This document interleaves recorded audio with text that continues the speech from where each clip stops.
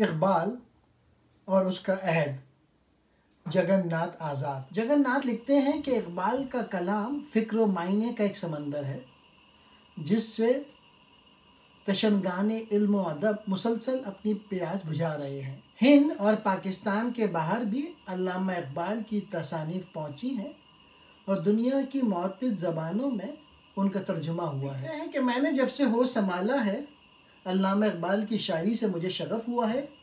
یہ کتابیں جن کی تعداد میں روز افزوں اضافہ ہو رہا ہے میرے پیش نظر رہی ہیں اور میں نے ان سے بقدر استطاعت فیض اٹھایا ہے۔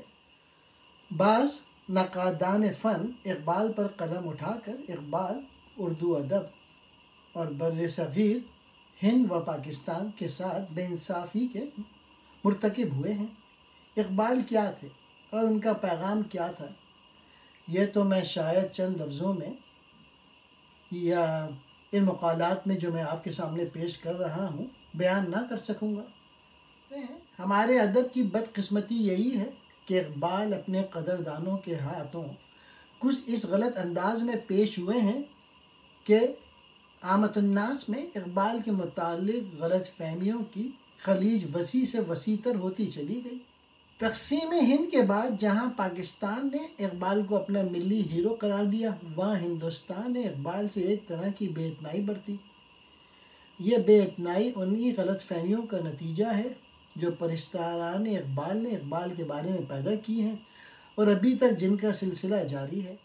اسلام کی محبت اقبال کے رگ و ریشے میں رچی ہوئی تھی۔ یہ کیفیت اقبال کے کلام میں اول سے آخر تک نمایاں ہے، لیکن یہ اقبال اور کلام اقبال سے بے اتنائی برتنے کی کوئی وجہ نہیں اور نہ ہی اس بنا پر ہم اقبال کے نظریات کو رد کرنے کا حکم صادر فرما سکتے ہیں۔ ملٹن اور ڈینٹے عیسائیت کی محبت سے سرشار تھے اور تلسی داس اور رابندر ناتھ ٹیگور کے کلام میں ہندو دھرم سے عشق بے پایاں کا ایک جذبہ کار فرما نظر آتا ہے۔ عشق مذہب عشق بنی نوع انسان تک پہنچنے کا ایک سادہ ذریعہ ہے۔ ان دونوں میں اگر دیکھنے والے کو تضاد نظر آئے تو اسے کم نظری کے سوا اور کیا کہا جا سکتا ہے۔ اقبال ہندوستان کے لیے اتنے ہی باعث افتخار شاعر ہیں جتنے غالب، میر، تلسی داس، نظر الاسلام اور رابندر ناتھ ٹیگور۔ اقبال اس کے متعلق خود ہی فرما گئے ہیں، صاحب ساز کو لازم ہے کہ غافل نہ رہے، گاہے گاہے غلط آہنگ بھی ہوتا ہے سروش۔ اقبال کے ساتھ ایک اور بے انصافی یہ ہوئی کہ پرستاران کلام اقبال نے اقبال کی شاعری کا تو مطالعہ کیا لیکن وہ ان کی نثر کو بڑی حد تک نظر انداز کر گئے۔ اقبال نے نثر میں کم لکھا۔ ایران میں 2 ایسی کتابیں ہیں جن کا مطالعہ کیے بغیر کلام اقبال کے مفہوم سے آگاہی نہیں ہو سکتی۔ اس کے علاوہ اقبال کے خطوط جو انہوں نے مختلف موضوعات پر ملک کے مختلف علم دوست حضرات کو لکھے۔ ہر بڑا شاعر اپنے ماحول سے متاثر ہوتا ہے اور وہاں وہ ماحول کو متاثر بھی کرتا ہے۔ اقبال اس عہد میں پیدا ہوئے جسے 19ویں صدی کے وسط کی فکری اور سیاسی بغاوت نے جنم دیا۔ اقبال کی ساری شاعری پر اس فکری اور سیاسی بغاوت کی چھاپ موجود ہے، لیکن اس کے ساتھ ہی اقبال کی چھاپ بھی اس ماحول پر پوری تابانی کے ساتھ نظر آ رہی ہے۔ اقبال نے ہر صحت مند روایت کا دامن مضبوطی سے تھاما لیکن تقلید کو اپنا ایمان نہیں بنایا۔ اسلام کے متعلق فلسفیان اسلام نے جو موشگافیاں کی ہیں، اقبال نے انہیں چراغ راہ بھی بنایا اور ساتھ ہی اس امر کا اعتراف بھی کیا کہ میری زندگی کا زیادہ تر حصہ یورپی فلسفے کے مطالعے میں گزرا ہے اور اس فلسفے کی روشنی میں میں نے اسلام کا مطالعہ کرنے کی کوشش کی۔ اپنی عمر کے آخری حصے میں 2 کتابیں لکھنے کا ارادہ کر رہے تھے۔ ایک تو انگریزی میں طویل نظم جس کا نام انہوں نے دا فارگوٹن پروفٹ تجویز کیا تھا، اور دوسری کلام الہی کی تفسیر علوم جدید کی روشنی میں۔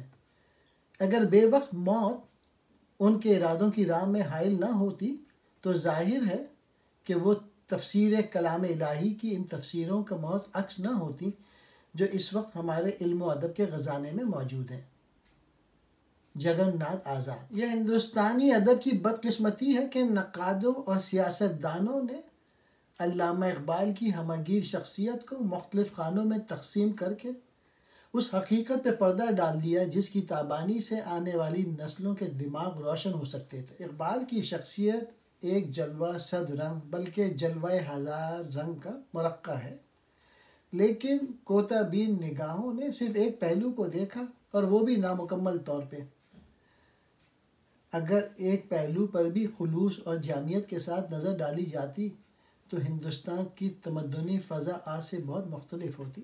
اسی زمانے کی ایک یادگار نظم تصویر درد کے عنوان سے ہے۔ اس طویل نظم کے اکثر اشعار آج بھی اہل ذوق حضرات کی زبان پر ہیں، جن میں اقبال واضح طور پہ اہل وطن سے کہتے ہیں کہ تمیز ملت اور آئین نے قوموں کو اجاڑ دیا ہے۔ اب وقت ہے کہ تمیز ملت و آئین کو ترک کر کے میرے اہل وطن کچھ فکر وطن کی طرف متوجہ ہوں۔ اقبال 1905 میں جب یورپ تشریف لے گئے، وہاں 3 برس کے دوران قیام میں انہوں نے 2 باتیں دیکھی۔ ایک تو یہ کہ یورپی ممالک اپنی اپنی ہوس اقتدار میں ایک دوسرے کے خون کے پیاسے ہو رہے ہیں۔ دوسرا یہ کہ اہل یورپ، جن میں برطانیہ پیش تھا، ایشیا اور بالخصوص مسلم ممالک کے ساتھ ناگفتنی سلوک کر رہے تھے۔ انگریز کے ان کارناموں کا نتیجہ یہ نکلا تھا کہ سلطنت ترکی، جس کے راہوار کبھی یورپ کے سینے کو اپنی جولانگاہ بنایا کرتے تھے، اب اپنی حفاظت کے قابل بھی نہیں تھے۔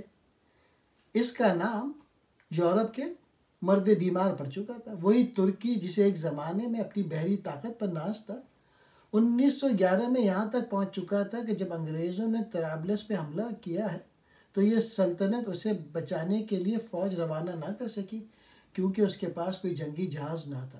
علماء کی یہ کیفیت تھی کہ انہوں نے قرآن حکیم کا ترجمہ ممنوع قرار دے دیا تھا۔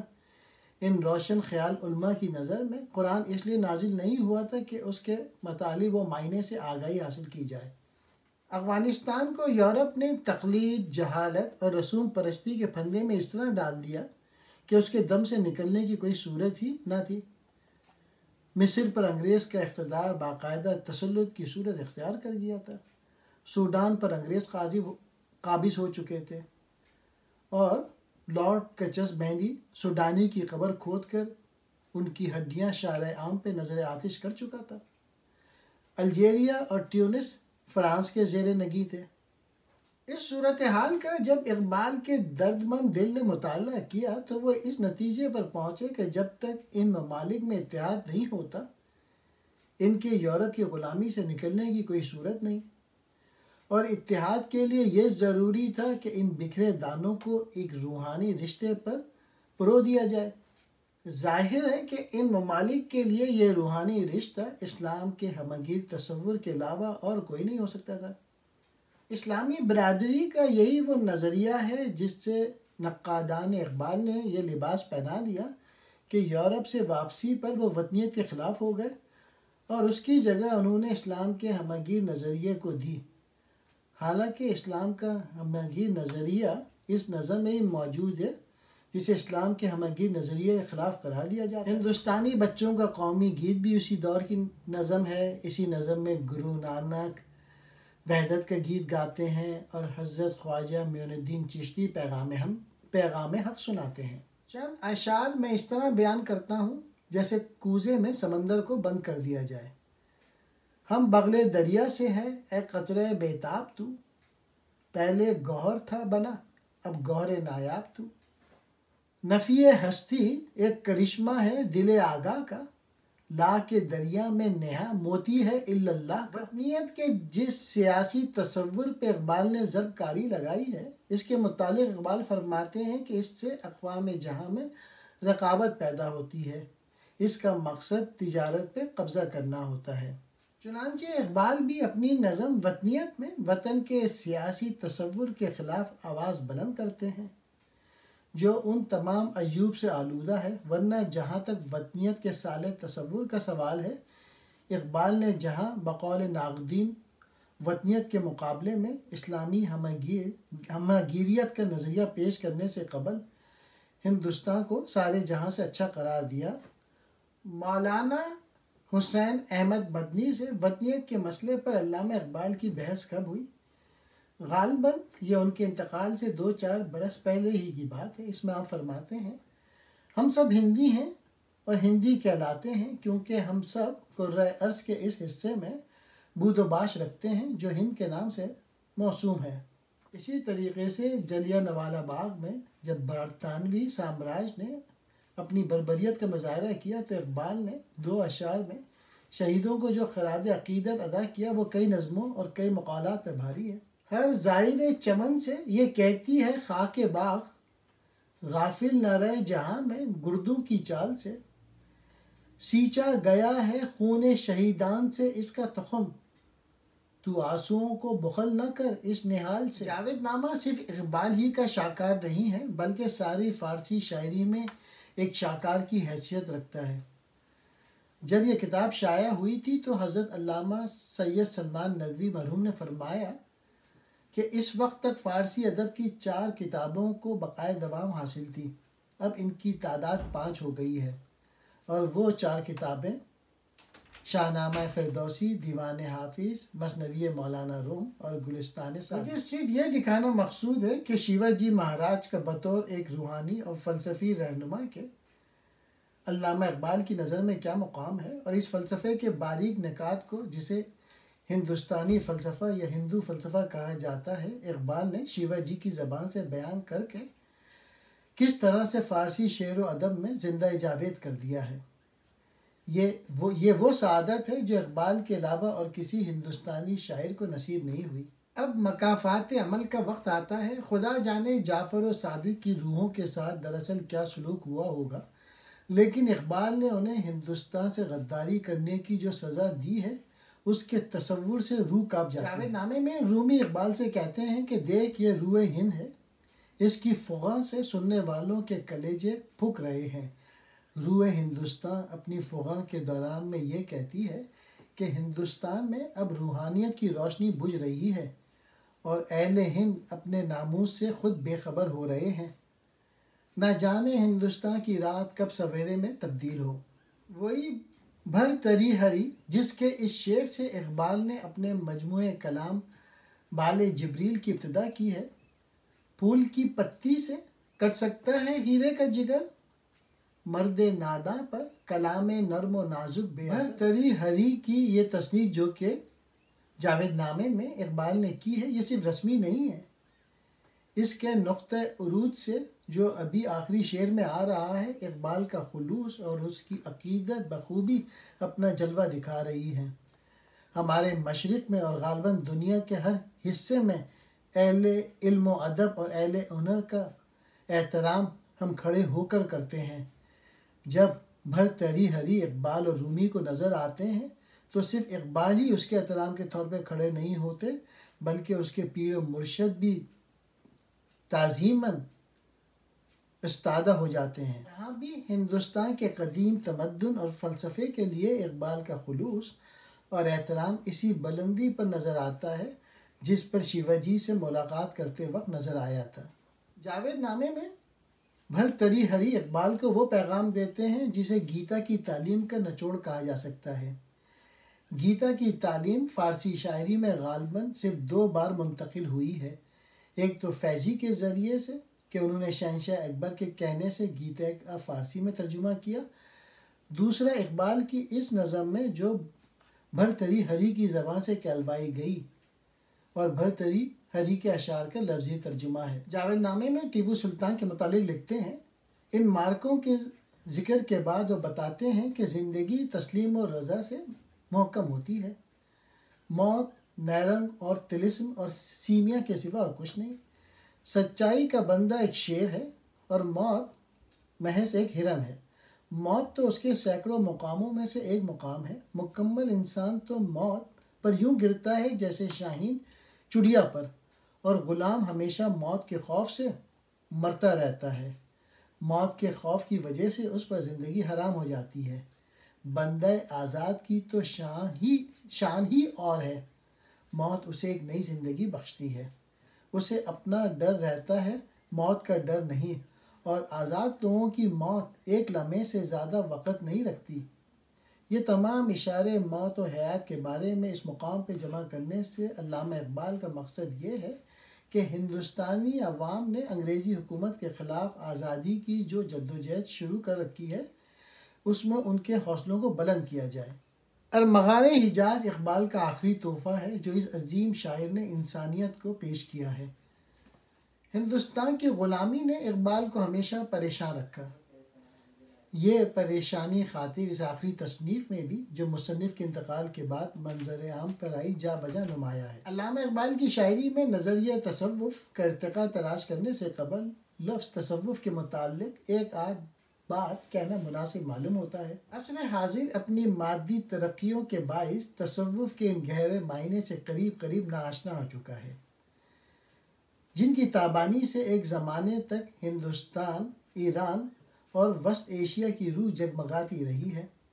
آج تصوف کا وہ سوز ٹھنڈا ہو چکا ہے۔ صوفی کا جذبہ تلاش و جستجو اور اس تلاش میں اس کی کامرانی بشر کے ادراک کی گرفت سے باہر ہے۔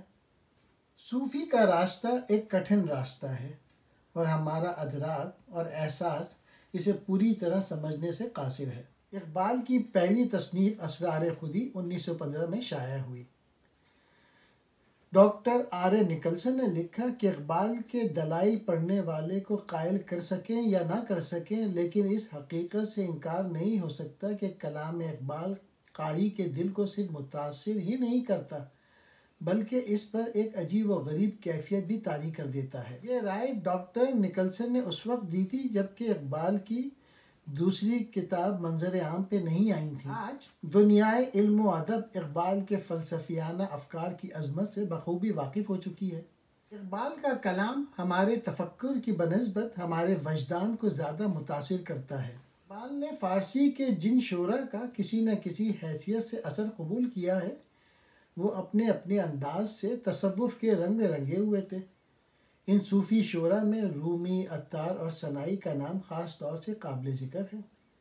ان کے مطالعے نے اقبال کے دل میں تصوف کا ایک نکھرا ہوا ذوق پیدا کر دیا۔ اقبال نے خرد اور دلیل کو بڑی اہمیت دی ہے، لیکن وجدان کی اہمیت ان کی نظر میں خرد اور علم سے کہیں زیادہ رہی ہے۔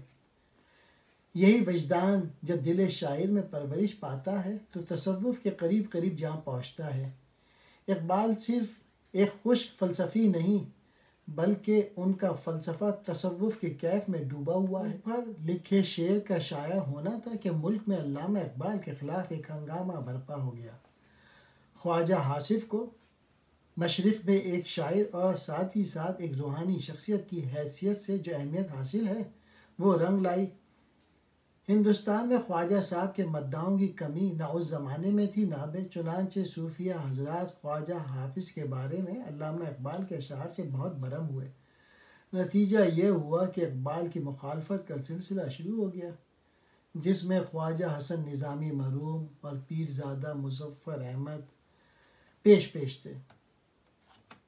حضرت اکبر الہ آبادی بھی ان دو حضرات کی تحریروں سے متاثر ہوئے بغیر نہ رہ سکے، چنانچہ اس زمانے میں مولانا عبد الماجد کو جو خطوط لکھے ان میں اقبال کے خیالات پر شدید الفاظ میں نکتہ چینی کی اور اپنے خیالات کا اظہار ان الفاظوں میں کیا کہ حضرت اقبال معلوم نہیں کیوں تصوف کے پیچھے پڑے ہیں۔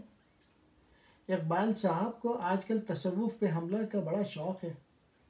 لکھتے ہیں عجمی فلسفی نے عالم کو خدا قرار دے رکھا ہے اور یہ بات غلط ہے۔ خطوط کے ان اقتباسات سے یہ حقیقت بخوبی ظاہر ہو سکتی ہے کہ اقبال تصوف کے خلاف نہیں تھے بلکہ اس تصوف کے خلاف تھے جسے انہوں نے غیر اسلامی تصوف سے تعبیر کیا تھا۔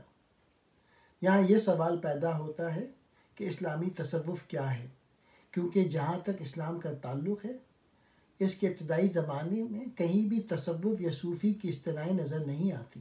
یہی وہ ترک عمل کا فلسفہ ہے جسے اقبال نے جا بجا غیر اسلامی تصوف کا نام دیا ہے۔ اصل میں اقبال نے اپنے دور میں اسلام اور مسلمانوں کی حالت پہ غور کیا تو اس نتیجے پر پہنچے کہ حقیقتوں سے فرار کی تعلیم نے مسلمانوں کی قوت عمل کو فنا کر دیا اور نتیجتاً مسلمانوں کے دین و ادب سے بوئے رہبانی آنا شروع ہو گئی۔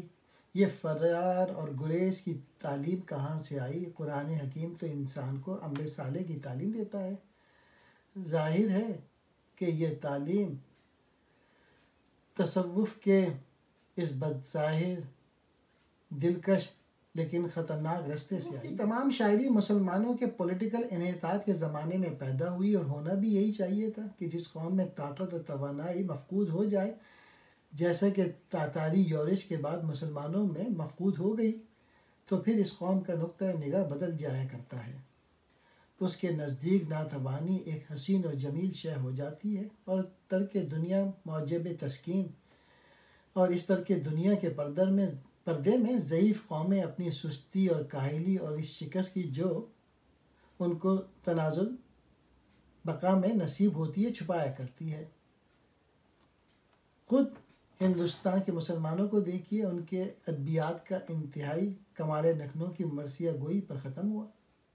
اگر ہے ذوق تو خلوت میں پڑھ زبور عجم، فغان نیم شبی بے نوائے راز نہیں۔ زبور عجم کی اکثر غزلوں میں اول سے آخر تک وحدت الوجود کی تلقین کی گئی ہے۔ عالم آب و خاک و باد سر نہا ہے تو کہ میں، وہ جو نظر سے ہے نہا اس کا جہاں ہے تو کہ میں۔ ایک تو ہے کہ حق ہے اس جہاں میں، باقی ہے نمود سیما بھی۔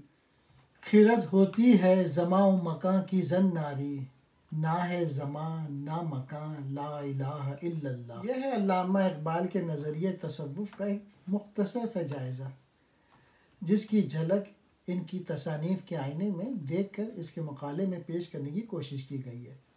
علامہ اقبال کا کلام ایک بحر بے کراں ہے، جس کی وسعت اور گہرائی کا اندازہ ممکن نہیں۔ ایک تو کلام اقبال کا سمندر، پھر اس میں تصوف کی موجیں۔ مجھے اس بحر معنے کے ساحل پہ پہنچ کر ہر لمحے اپنے بے مائیگی اور کم حوصلگی کا احساس رہا۔ اقبال اور اس کا عہد۔ ہندوستانی تاریخ میں 1857 صرف سیاسی اعتبار ہی سے ایک اہم سال نہیں، بلکہ تہذیبی اور ادبی اعتبار سے بھی ایک سنگ میل کی حیثیت حاصل ہے۔ کہتا ہے کہ آزادی کی اس جنگ میں ہندوستان نے شکست کھائی۔ اقبال نے شاعری کا رخ موڑا۔ جہان تازہ کی افکار تازہ سے ہے نمود، کہ سنگ و خس سے ہوتے نہیں جہاں پیدا۔ ہسپانیہ کی مسجد قرطبہ مسلمانوں کے دور عظمت کی اب ایک صرف یاد بن کے رہ گئی ہے۔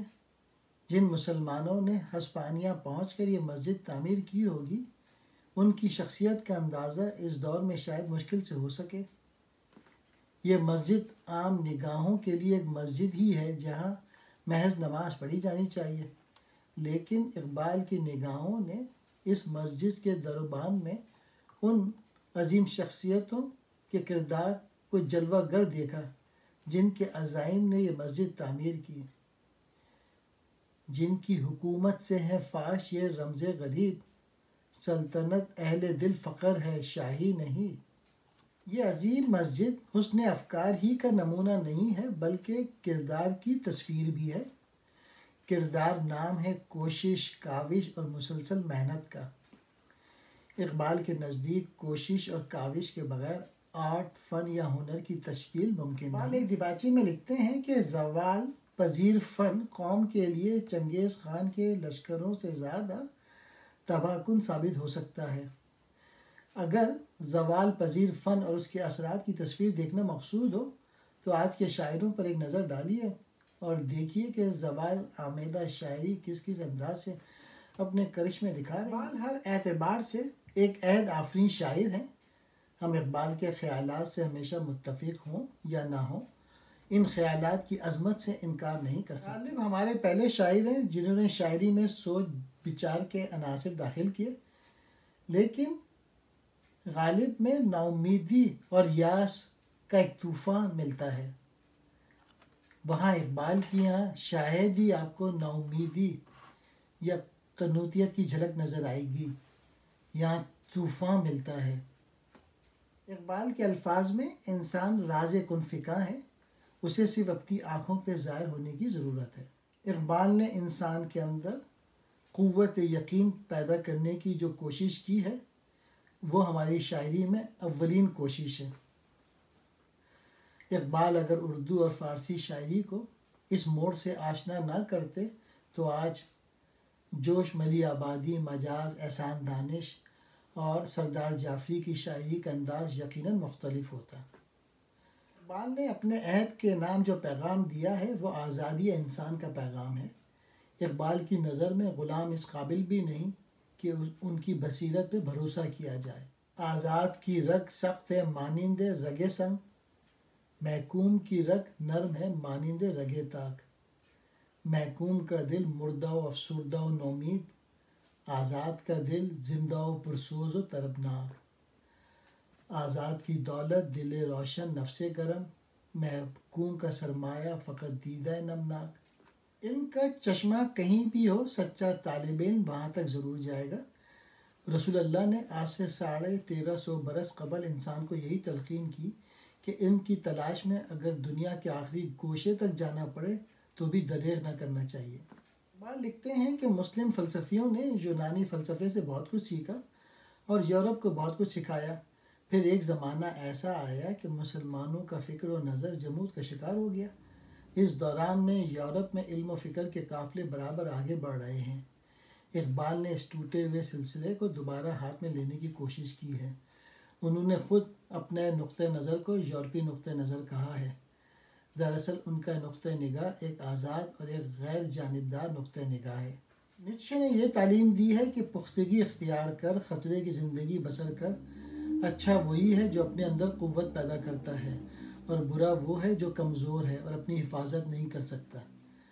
جمہوریت اس کی نظر میں محض افراد کو گننا ہے۔ جہاں تک اقبال کا تعلق ہے ان کے اشعار میں ان اثرات کا پرتو موجود ہے۔ اقبال کا کمال یہ ہے کہ انہوں نے مغربی فلسفے کے ہر سالے پہلو کو اپنے دل و دماغ میں جگہ دے کے اسے رچے ہوئے انداز میں پیش کیا اور اسے مشرقی مزاج کے ساتھ ہم آہنگ کرنے کی کوشش کی۔ جو کبوتر پر جھپٹنے میں مزہ ہے اے پسر، وہ مزہ شاید کبوتر کے لہو میں بھی نہیں۔